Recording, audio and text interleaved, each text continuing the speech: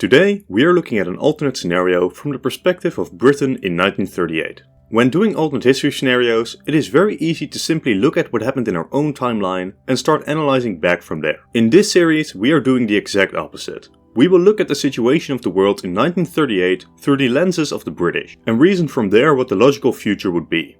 Why have I chosen Britain in 1938 for this video? Because from our perspective, with our modern hindsight, 1938 was simply a stepping stone to World War II. The Allies having attempted appeasement, but it failed. War would soon be upon us. But from the perspective of Britain in 1938, was it already clear that a world war would follow after surrendering the Sudetenland? After all, following the Munich conference, Chamberlain famously declared, "Peace for our time." Clearly, in 1938, Chamberlain did not yet believe the Germans would start an actual war. So, let's uncover how the world could develop from the perspective of Britain in 1938. So, let's first quickly recap the general situation in Europe. The First World War had ended in 1918 after 4 years of horrible bloodshed. The world forged after the resulting peace deal was flawed, especially from the perspective of the losers. Germany, the Ottomans, Austria, Hungary and Bulgaria were all mutilated by the peace deal.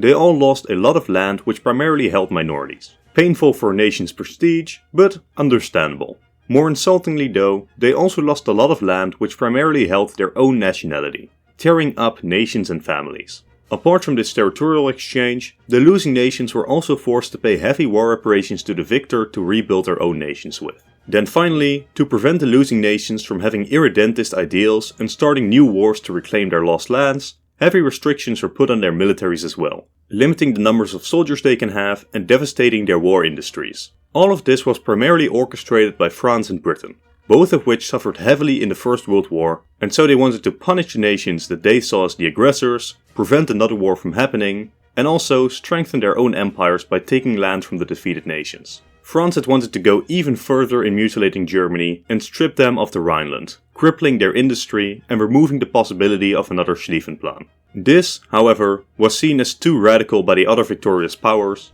and this map is what was set up as the status quo by the victorious Entente powers. And this new world order would survive for about 10 years after the signing of the peace deal. Until, in 1929, the entire global economy took a nosedive.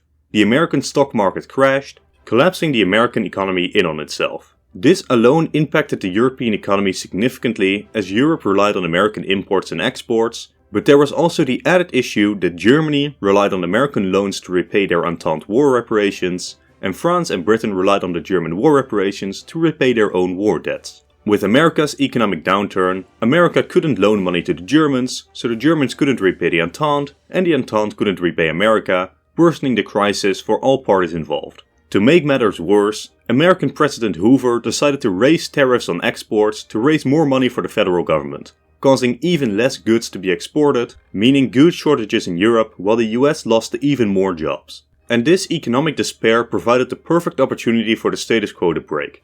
In Germany, a certain party that I'm not allowed to name comes into power in 1933, and it starts to reverse course on the Treaty of Versailles. War reparations were no longer being repaid, the German navy and army were starting to expand again, and the Rhineland was remilitarized. Germany was actively breaking the status quo, and nations like Hungary and Bulgaria were carefully following the German lead. But why didn't the French and the British just immediately intervene, invade Germany and reimpose the Treaty of Versailles?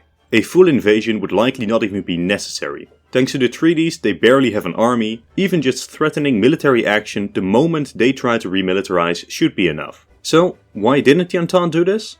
Well, a big reason is obviously the Great Recession. France and Britain too experienced major economic downturns, and they had their own nations and empires to worry about, distracting them from Germany. Then there is also the fact that neither France nor Britain was very excited about the prospect of a new war, even with a demilitarized Germany.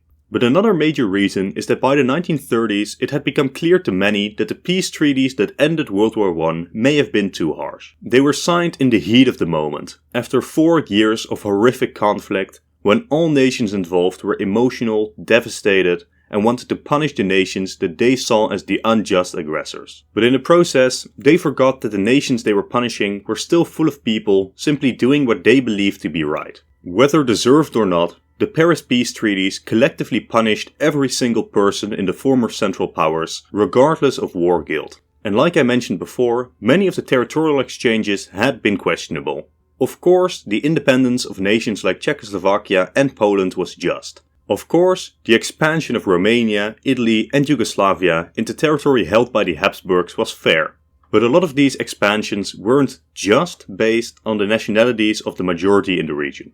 Territories like southern Slovakia, the Sudetenland, Transylvania, Alsace and more had in part majority, in part significant numbers of German and Hungarian populations. Meanwhile, the army restrictions were humiliating to the point of absurdity. There is restricting the army as a matter of European safety, and then there is public humiliation. Germany, a nation of 68 million, could only have an army as large as 100,000 soldiers. This was about the same size as Belgium's army, a nation with 8 million people.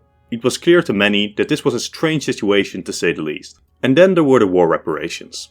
The war reparations were set to such an astronomical height, no nation would have been able to repay them in the short term. 102 billion gold marks, or $32 billion, close to the amount of money that Germany had spent on their entire war effort, was set to be paid to the Entente by the combined Central Powers, not just Germany. But just by looking at the former Central Powers, it was clear that Germany would be the one to repay most of it, as Austria, Hungary and Bulgaria all became relatively minor economies, while the Ottomans had rebranded into a much smaller Turkey.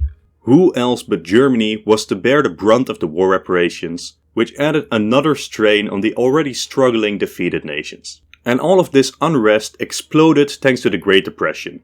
Economic devastation, national humiliations, nationalities torn apart, it was simply too much to handle. The status quo was coming down, but for most people this was acceptable. A sustainable way to go forward in Europe had to be found, as keeping the formerly Central Powers down indefinitely would only cause increasing resentment. This is one of the factors that contributed to appeasement politics.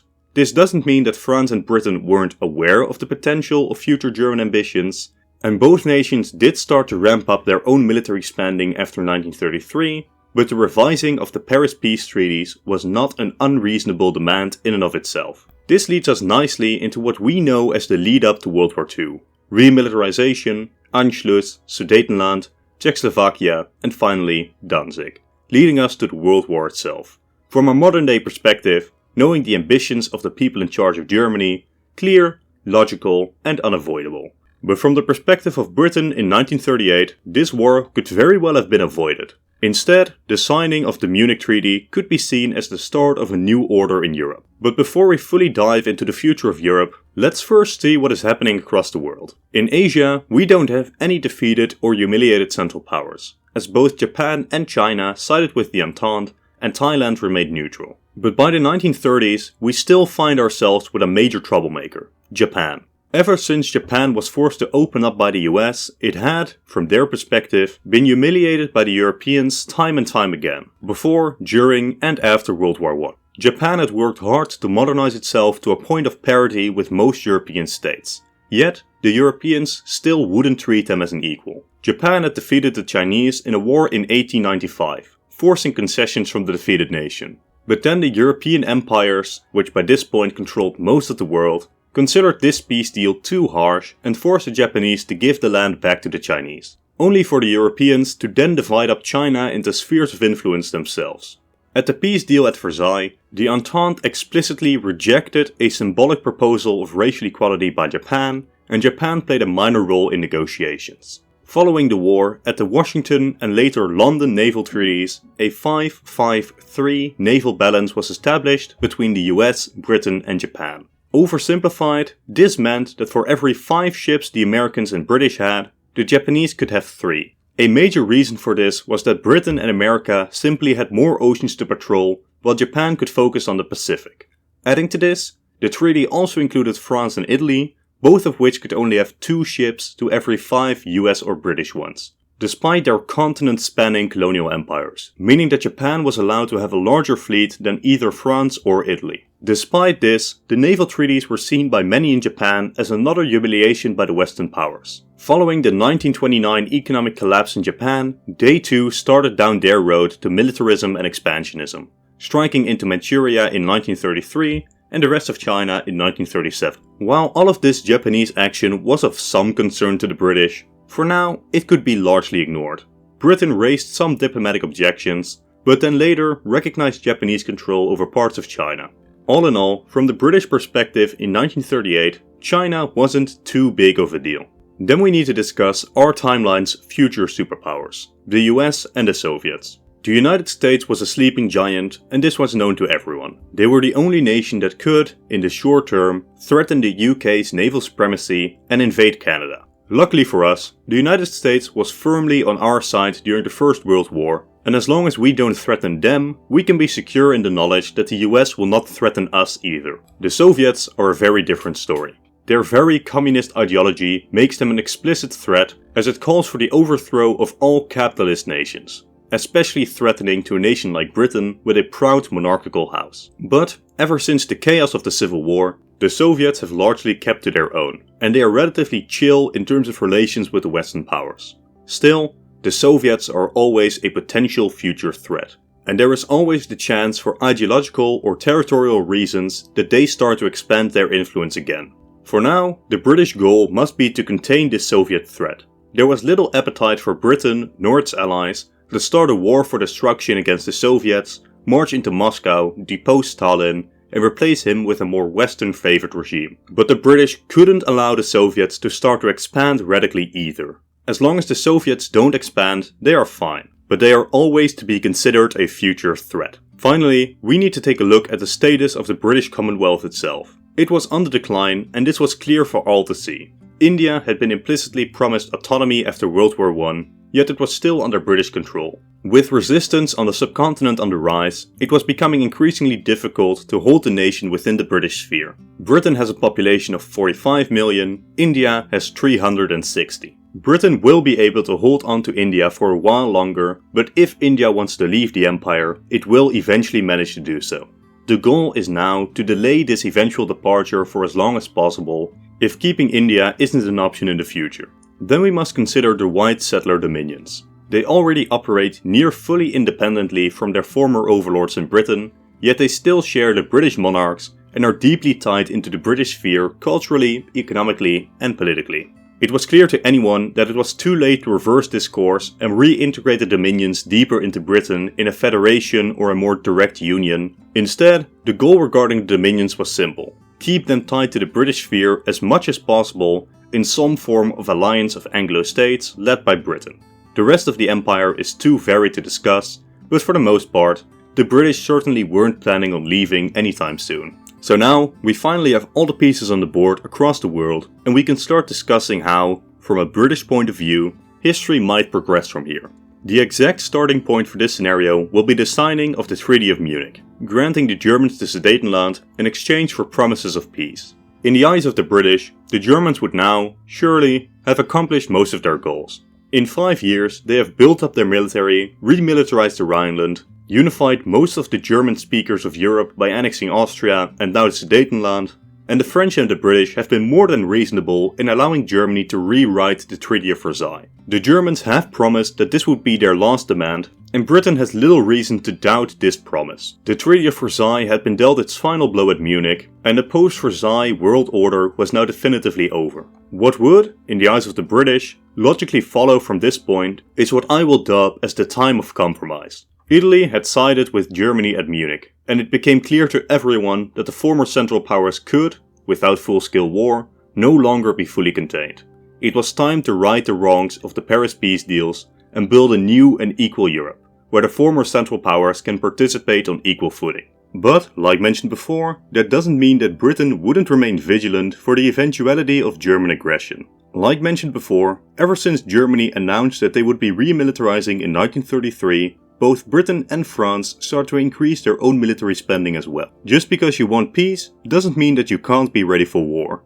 Everyone knew that Germany would soon have one of the largest armies in Europe again, and Britain and its allies needed to be prepared if Germany, Italy, Japan or the Soviets were to try anything stupid. But in the years following the Treaty of Munich, the Paris peace treaties would be renegotiated between the former Entente and the former Central Powers. Nations like Hungary and Bulgaria would start to rebuild their military again. Border disputes, especially in Eastern Europe, would be heard by the European great powers led by Germany, Italy, Britain and France. leading to some border changes and other arrangements like autonomy for minority regions. Sure, maybe Germany would try to push for even more territory, but with the explicit threat of war with Britain and France, surely they would realize that they can't push their luck any further. Logically speaking, none of the European great powers would want war with each other. France and Britain just don't want war in general. But they are still two of the most powerful nations on Earth. The British Empire is unrivaled in size, and no European state can come close to rivaling the British Navy anytime soon. Meanwhile, the French have two great defensive lines against the Germans and Italians in the Maginot and the Alps. The French army, for now, is also still larger than the German one, with much more reservists. If either Italy or Germany, or even both combined, would seek war with Britain and France, they would simply see their sea access revoked by the Royal Navy, while the French hold the line long enough, starving both nations for resources until they finally surrender. Not unlike World War I. No, surely none of the European powers in 1938 would be foolish enough to start to steer the continent towards war. Europe would instead go through a diplomatic revolution. Issues between nations would be discussed, borders would be adjusted, and nations would again be treated equally on the diplomatic scene. It's not like all petty squabbles would suddenly be forgotten, leaving Europe one huge united state. Each nation would still follow their individual interests, and competition would continue in the fields of economy, technology, spheres of influence, and more.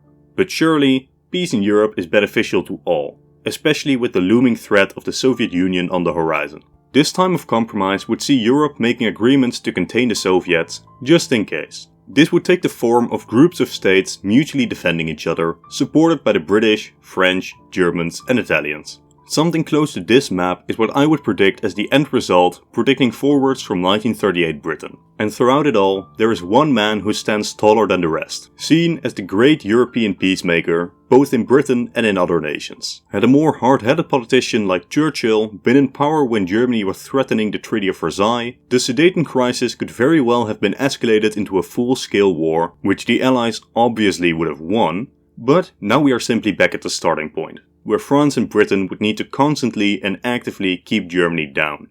Not to mention the immense potential for Soviet expansion while the other great powers are fighting each other. But across the world, the future perspective would be much less drastic for Britain. The Japanese were failing to conquer China, and they wouldn't be a direct threat for the foreseeable future, especially since the Japanese Navy was still inferior to the British, and, surely, the Americans would defend the British against the Japanese if it ever did come to it. Maybe Japan manages to take China, maybe it doesn't. Either way, Japan will never be in a position to seriously compete with America or Britain. Japan, in the eyes of the British in 1938, will never be in a position to seriously threaten the British Empire. But the fate of this British Empire was also written on the wall quite clearly. India and some other territories would be granted increasing autonomy in the 40s and 50s. The British Commonwealth would never fully separate, as their cultural links were simply too strong, and without British support, each dominion would become a minor and unimportant nation in their region. The dominions need Britain, and Britain needs the dominions. The British Empire would never collapse, but it would shrink and reform.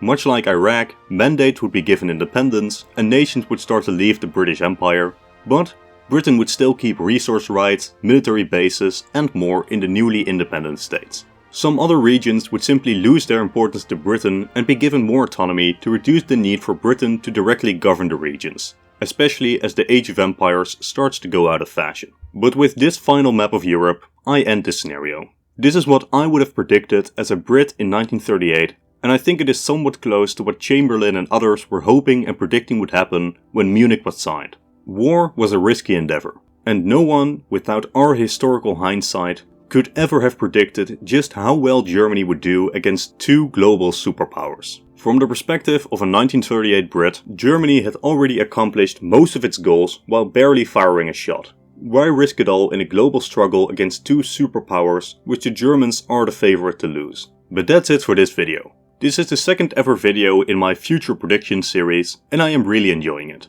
But it's still a very new series, so I would be very interested in feedback from you all as to how to improve these videos, as well as giving me more ideas for what nations and years to cover next. As always, if you enjoyed the content, do consider subscribing for at least one more alternate history video every single week. To help the video grow, consider leaving a like and a comment. It really helps out against the algorithm. Even just commenting something simple like hi helps the video out massively. Again, thank you all for watching, and a special thanks to these patrons who help me dedicate more time and effort to the channel by supporting me monetarily. To help the channel and get early access to videos whenever I complete them myself, consider supporting me there. Again, thank you all for watching, and goodbye.